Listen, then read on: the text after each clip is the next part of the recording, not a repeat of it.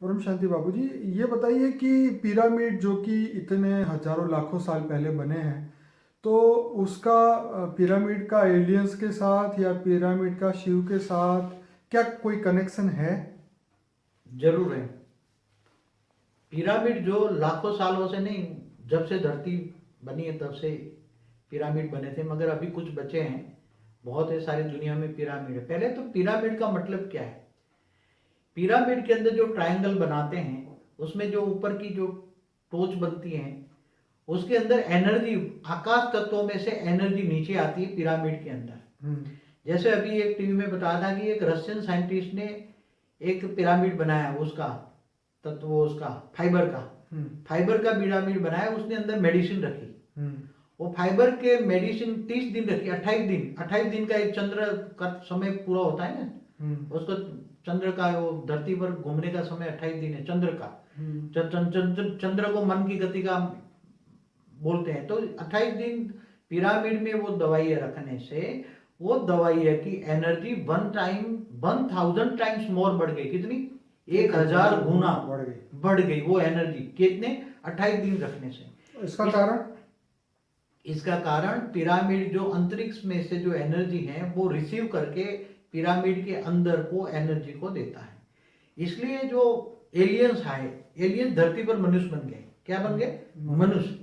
अब मनुष्यों को वापस अपने अंतरिक्ष में जाना है, अपने जहां से आए वापस जाना है, अपने प्लानिट पे जाना है, या सोलर सिस्टम में जाना है, या गैलेक्सी में जाना है। तो वापस जाने के लिए मनुष्य के पास आत्मा, मनुष्य की आत्मा के पास शक्ति नहीं थी। इसलिए उन्होंने बड़े बड़े पिरामिड बनाए, और पिरामिड के अंदर वो अपनी डेड बॉडी, मम्मी को रख देते थे।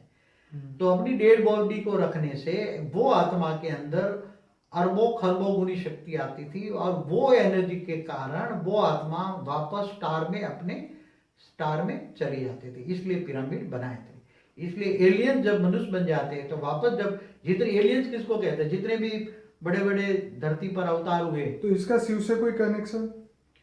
शिव से तो अभी आज देखा जाए तो शिव से कनेक्शन है या नहीं भी उन है। लोगों का कोई कनेक्शन था शिव से, भले वो अलग नाम देते हों कोई अपने देवी देवता के, लेकिन रियलिटी में क्या उनका शिव से ही कनेक्शन होता था आज से कितने दसों हजार साल पहले?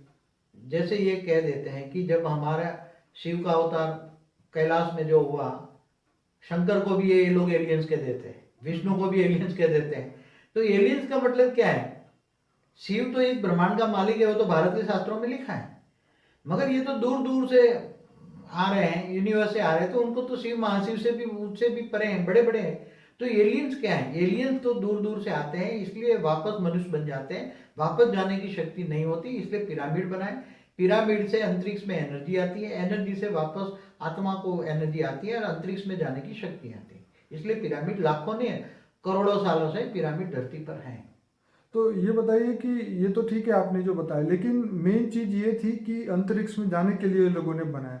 तो अभी जैसे ये अलग अलग धर्म आए, जैसे हिंदू लोग जानते हैं शिव को, वो परम धाम को जाने के लिए वो सोचते हैं। तो बाकी जो धर्म वाले लोग हैं वो तो शिव को नहीं मानते या नहीं जानते, तो उन आत्माओं का क्या शिव से कोई कनेक्शन नहीं है? देखो, हर कोई धर्म वाले जो हैं, डायरेक्ट या इनडायरेक्ट वाले, तो शिव को मानते हैं ना। चाहे शिव को माने, चाहे महाशिव, सब निराकार को ही मानते हैं ना। निराकार को। जैसे यीशु ख्रिस्त, आज 300 करोड़ क्रिश्चियन है, 200 करोड़ मुसलमान है, 700 करोड़ में 500 करोड़ क्रिश्चियन मुसलमान है, वो क्या मानते हैं? हम्म। यीशु ख्रिस्त ने क्या कहा? I am the messenger of the God and God is light. I am the son of the God and God is light. God light माना निराकार, समझ में? हम्म।